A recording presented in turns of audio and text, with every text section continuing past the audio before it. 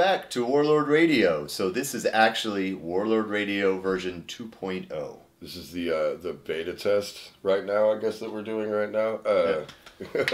Well, this is a teaser for the upcoming, I guess, season, you could call it. So as you can see, we've upgraded a few things and we've added a team member. So Christian, say hi to everybody. Hey guys, what's up? He's the handsome one. No. So we've upgraded from audio only to include a visual element.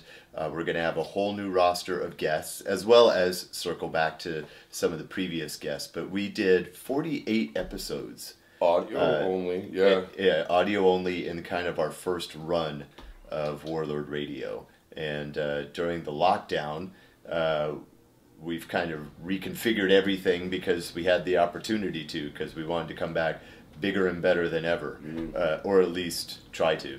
Yeah, I mean, this is it's a solid attempt, and like I said, like we could fall back on our laurels. There's no shame in that. Yeah. If we fuck this whole thing up, you might just get audio only.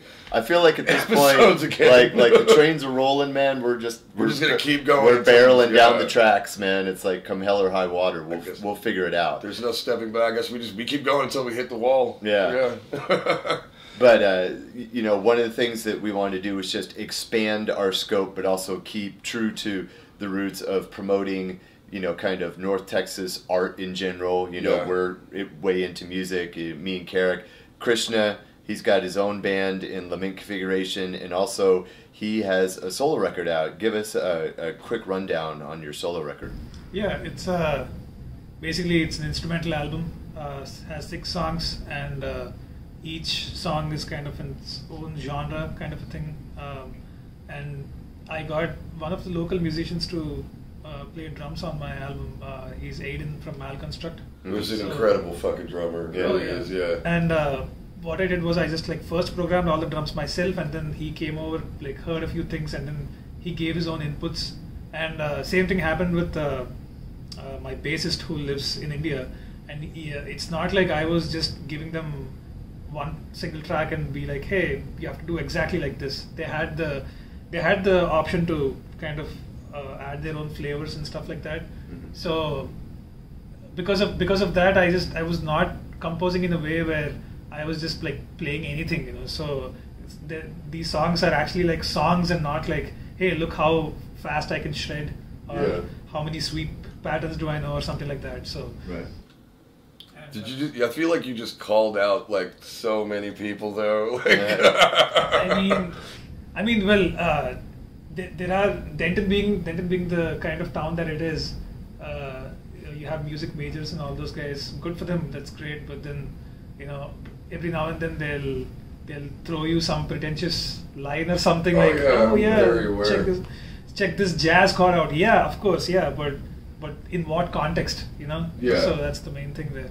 And you really did focus, because I've listened to this thing multiple times at this point. You're on it. Yeah, I am on it. I was going to let him say that, though. I'm on it, and my track crushes that shit. Well, that's the track we're going to play. This is just a teaser episode. It's not a full episode. We just kind of wanted to get you guys caught up on what we've been working on. Also, get them used to seeing our faces. Yeah. Just die of shock the first time. It's like, what the fuck? I mean, it might not be pretty. It's not going to get better from here. No. But, you know, it's like we wanted to introduce it. And so that's kind of the point of this. And we're going to play King's March off of Krishna's album.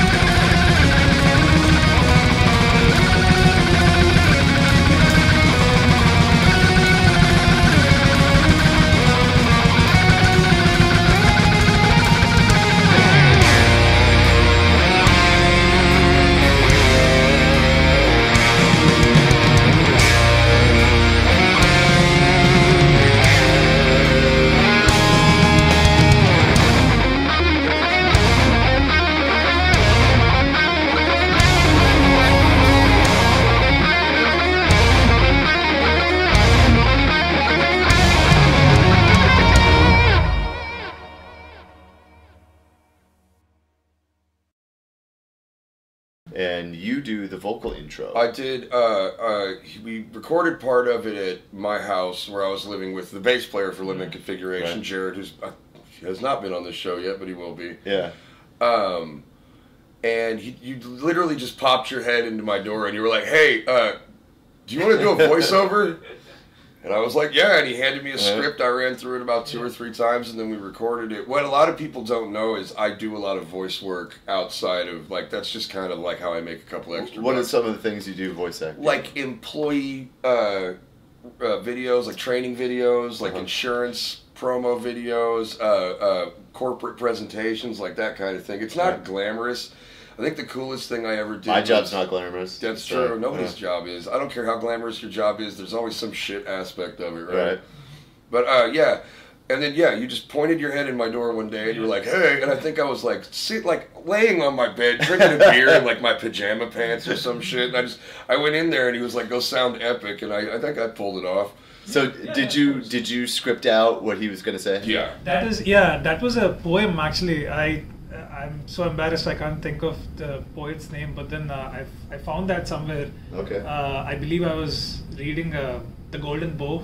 Okay. So that's like the Bible for magic and all that, Yeah. So somewhere over there, I guess I came across these lines, and then those are all in like iambic meter kind of a thing, like old school. So I first of all, I was very apprehensive as to even like use such a kind of a thing in my song, because it's an instrumental album, the entire thing is just all guitar extravaganza.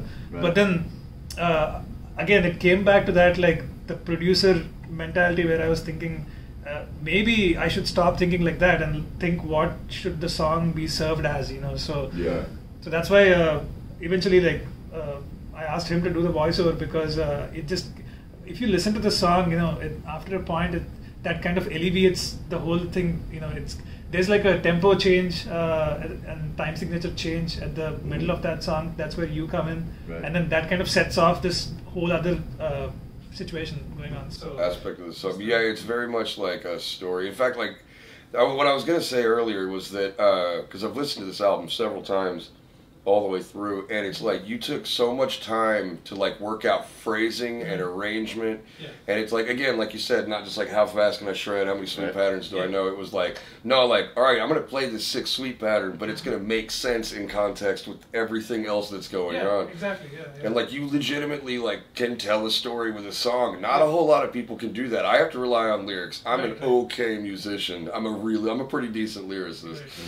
But like I have to have words. Otherwise, it'd just be like, man, that guy likes A minor a lot. I understand, and thank you for saying that. And the reason why I kind of cultivated this way is because I used to be a decent singer, like okay singer, but I was listening to like heavier stuff as I progressed, and then I couldn't do the vocal fry or like all those techniques, and nobody could, like in my hometown, like nobody was into that kind of music. Right. And apart from that, like even the melodies that I wanted them to sing, for some reason they could not hit or something. I was like a huge fan of, I still am a huge fan of Dio and Bruce Dickinson and all those guys. You're on the show. Yeah, there you go. It's one of the requirements. Yeah, that's totally a prerequisite. Yeah, and because those guys, like, they could sing all these anthemic phrases, right? So I would bring those ideas to the vocalists who were in my band at the time, and these guys, they just wouldn't do it. And then I would like go out of my way and play the melody in my head on the guitar, and then just be like, hey, this is the lead portion, but I just played a lead on top of it, but I kind of wanted to sing like this. Still, they wouldn't be doing it. And then it got to a point where I was writing all these demos and programming drums, all those things by myself. And then I was left with like a bunch of songs which are like actually instrumental, So that was the main reason why I chose to stick to instrumental, because like you said, you can tell a story through music, just music, nothing else. Yeah. If you listen to like film scores and all those things, right? Oh, yeah. So if you remove the audio component classical from there, music. Yeah, classical music, exactly. So if you look at like Vivaldi's, arrangements and all that, they tell a story. And then if you watch a movie scene, if you remove the sound from the background, it'll look pretty boring, It is weird. It is weird, like especially like even in movies that have like an on purpose minimalist soundtrack. There are some times where I'm like, mother do something, man. Yeah. One thing that here's that movie They Live, which we talk about all the time. It's a classic fucking flick. Yes. Roddy Piper versus Keith David, and like the most balls out fight scene ever. But that movie, like the whole time, it's just like real slow blues guitar. Yeah. And shit, and I mean it's a cool soundtrack, but at the same time, like it doesn't necessarily match what's going on screen. That's always driven me a little nuts about that flick. Well, you know, one of the things I love, so that's for people that haven't seen it or don't know, that's a John Carpenter movie, and John Carpenter became famous for doing his own film scores. And I love his film scores, and one of the things that's really cool is as he got older and he retired from making movies, is he goes out on the road and he plays his film scores. That's awesome. Yeah, and I was not aware of that show. That's I would have gone to one of those. Anyway, to back up, it's like he said in many interviews and stuff like that, he grew up and was a huge fan on Westerns. Yeah. And he talks about his own movies as they're just basically Westerns, but they might be sci-fi or they might be action or whatever. Yeah, but it's a Western. elements are the same. And that's where that kind of like guitar lick comes in, is like that's his version of like when the bad guy walks in, it's like, you know, you'd hear like some kind of guitar part in like an old John Wayne Western, but he kind of modernized it. See, I think that translates. Yeah. Like that totally makes sense now that you say that, but at the same time it was just like, man. Well, it's unusual, and that's one of the reasons. That's a long movie for just like It's like 2.5 hours, I think that movie is. It's long. But yeah, I don't. It makes sense now that you say Western. But yeah, in my opinion, he didn't properly tell the story Roddy Piper did when he beat the shit out of fucking everybody. I love that movie. I do too. I love that movie as well. I love John Carpenter. Yeah. Anyway, back to this fucking guy. Right? Well, yeah. So my point was how even the instrumental tracks can create an emotion. I actually got a lot of shit for the album in the first few days or something because not enough slammers. Exactly. Not enough breakdowns. Yeah. Only emotional breakdowns allowed. Right. But some of my friends from back home in India, like they heard the album, and then some of them, of course, no offense to anyone, but they are just not into this kind of music. You know, right. They would be saying that why don't you hire a vocalist, and it's an instrumental album.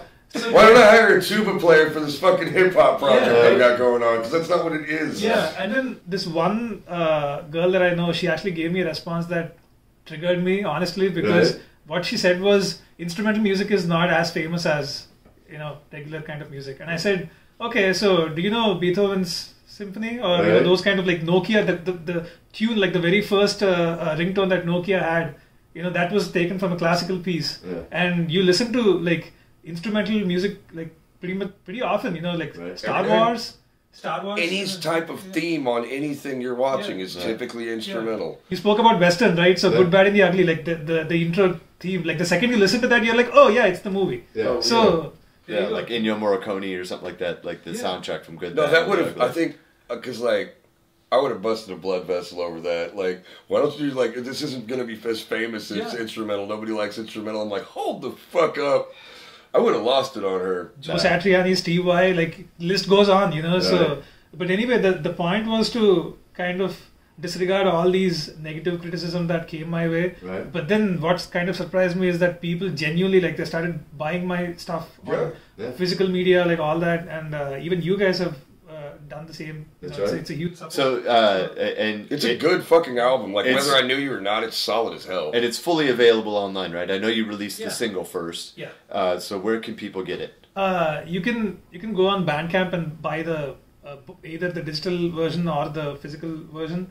And how much is it? The digital version is, I believe, it's $7. Okay. And the physical CD is $12. Okay. And also Bandcamp does this thing where every first Friday of every month they do this like thing where they give 100% royalties to the artists. Right. So not just me, but then if anybody is like wanting to support artists, then this is the right move. Like they should go on Bandcamp because they would give all the royalties to the artists. Yeah. And of course it's on Spotify and iTunes, Apple Music, Amazon, and a bunch of other Pandora, Deezer. Yeah, well, you're off to a great start because you've been getting radio play and lots of streams and all that kind of stuff. So yeah, it's still like picking up slowly, just because it's been like a month, So my understanding is that we can't really expect like huge numbers of streams or anything in the very first few phases. Right. I guess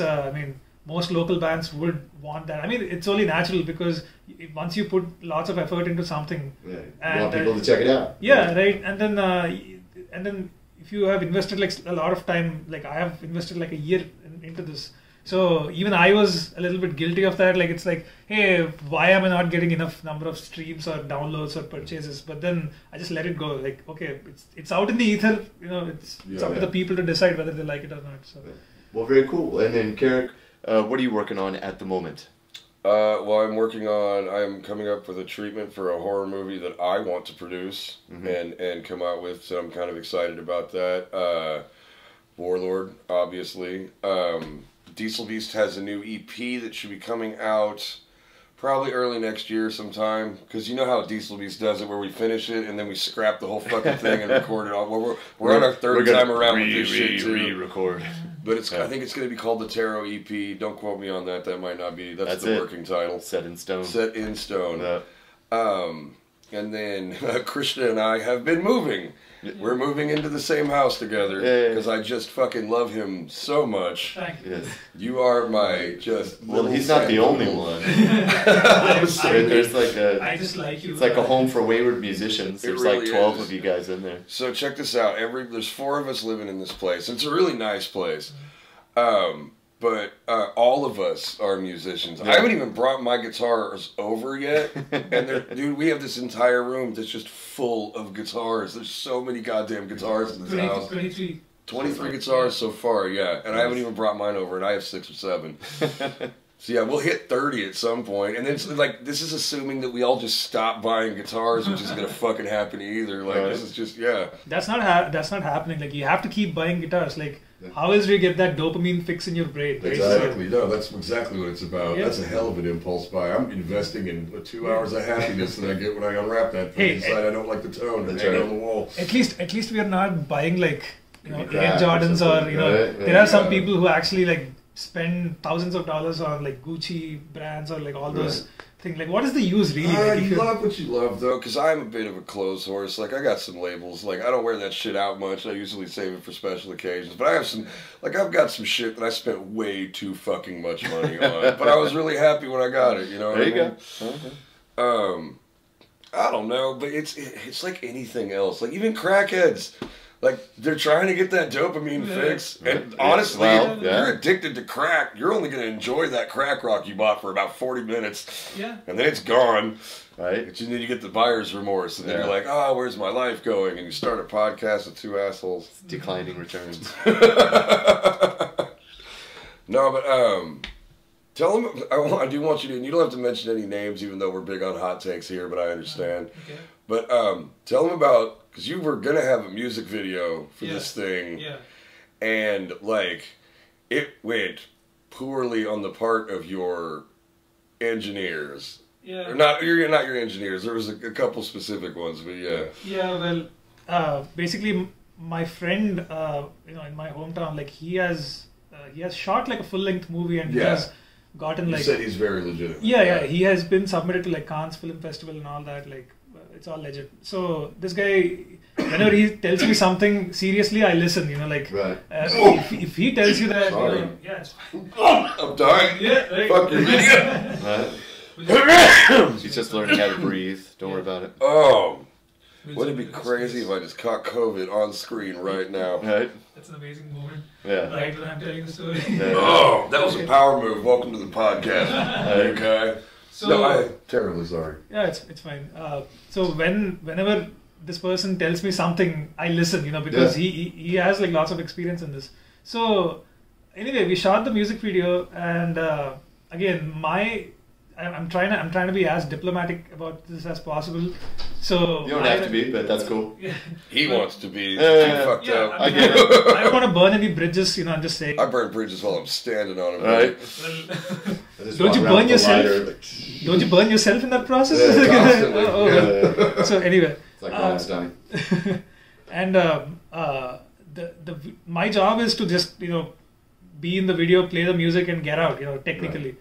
but still, how much time could I really invest in the video myself? Like it's I mean, already I have done so much for the audio stuff. Yeah, exactly. You can't do absolutely everything. Yeah, Some yeah. things you got to have help with. Yeah. So the assumption was more that this person would deliver a certain product, Yeah. And there were two halves of the music video. Like we shot it in 2 different days. Uh-huh. Day 1 was fine, but then day 2 kind of got messed up, because the way that it was shot was because of my skin tone and the guitar that I have. Like both are like dark, and then we're in like a pretty dark woods situation ourselves. Right. So the camera exposure, everything needs to be adjusted a certain way. Absolutely. I mean, someone could ask me like, "Hey, why didn't you do it?" I'm like, again. Well, you weren't the director. Yeah, so I was. You were playing guitar. Yeah. So what happened is I sent all these files to my friend back in India. Like he looked at everything. He was like, Was he going to edit it or just to get his opinion? He was going to like edit the whole thing, like color grade and Gotcha. all that good stuff. So he used he looked at all the footage and he was like, yeah, it's just not gonna happen. Not usable. Because certain things you can get away with, even with audio or like certain incorrections or something, you can fake your way around it. But then certain things you just can't edit. You can't fix it. There's just sometimes like if something happens and it's not, I'm not even saying that like in this particular instance I think the dude probably fucked up. I don't care about being diplomatic. You can be as diplomatic as you like. But I personally think that like anytime you're doing anything, sometimes you will hit a point of no return and then you just gotta throw away the whole baby. Oh, like, well, you know what I mean? we can attest to that. Yes, we so can. it's we had a false start in bringing Warlord back, We did. but it was a good learning experience, and I feel like we're a lot more capable now. well, it's like sometimes you got to try things that don't work so you know what does. Yeah. And that was pretty much what we were doing. And the downside of lockdown is that you can't do shit. But then the upside is like, well, you got time to work on what you're doing. Yeah. So it's like we've been productive. It's just It's a lot. We have a lot. We could take our time a little bit more. The material that we shot before didn't work, so we kind of scrapped it, and now we're restarting it back. But we're starting it back in a better spot, I think. I think so. And also, even with with my music video, the stuff that we have done so far, it's more like, okay, I'm not mad. Let me just say that on record. So it's unfortunate that it happened. Well, we're gonna work on getting that fixed and we're gonna make you real angry. Well, no, we're gonna get him a proper video. Oh no, I'm just gonna piss him off. Yeah. You can be on set, throw shit at him or whatever. I'm going for attainable goals here. Right. So in a sense that I used to work as a videographer, like 5 or 6 years ago, and to be honest, I didn't really go back into that world because I was into audio, like I'm doing all these other things. So in my defense, it's just that I just didn't pay attention to that fact. But now because we have this, like I said, it's not your defense because that wasn't your job. Yeah. That day you were supposed to be a meat puppet with a guitar. It's like you're the guitar player. If I hire you to be a guitar player and you show up and you fuck up the guitar, I'd be like, hey, what's going on? Right. You know what I mean? If I hire somebody to be a fry cook and he does a shitty job cleaning my car, that's on me. You know what I mean? Like, right. And anyway, like because of all the situations, at least we have these like rough cuts and beta versions of things. So now we can like revisit certain things and be like, hey, you know what? I kind of need a fine tuning on this. Yeah. And now I kind of see this as a way where I can maybe invest a little bit more money into production and maybe get some like better cameras or lighting or whatever it is. So, and also it's much colder now, so we don't have to sweat our asses off. That's right. It's so not 110 out there. Yeah. This is the first day. We'll tell him, but yesterday it was like monsoon season in Texas. Like it rained hard all day, and we moved furniture in that shit all day long, man. It was so brutal. So it was like typical like Texas, where it's like one day it's like basically 100 degrees, and then the next day it's like the rainy season in Saigon, and then the next day it's cool fall weather. Yeah, now we're dealing. It feels like Boston outside right now. Like it's great. So It's, what do you do? I don't know, the world is ending, and this has been the most boring apocalypse ever. I would like to thank our listeners for sticking it out with us, though, but Jesus. Yeah, to everybody that listened to the first round of Warlord, thank you very much. We hope you enjoy kind of the upgrades of what we're working on, and welcome Krishna to the team. And to everybody that hasn't checked us out yet, we've got some exciting things coming up. We don't want to name our guests yet, just because we kind of like to do that with the release. Yeah. But we've got some pretty big stuff coming up, and of course we're also very excited to keep at our roots and, you know, try to help like break out, you know, some deserving underground artists in general. Even so though we're going music, movies, all of it, you know, acting, poetry, entertaining whatever. stories, whatever. Yeah, whatever. If you got something cool going on, hit us up, and we'd love to have you on the show. Yes, please. But this is Warlord Radio version 2.0, and please keep an eye out for future episodes. Thank you guys very much, and yeah, we will be back. You have to say something too, man. Fuck Warg Weekends. Warg Weekends. And fuck Sublime. You're listening to Warlord Radio Podcast. Please hit like and subscribe at the bottom.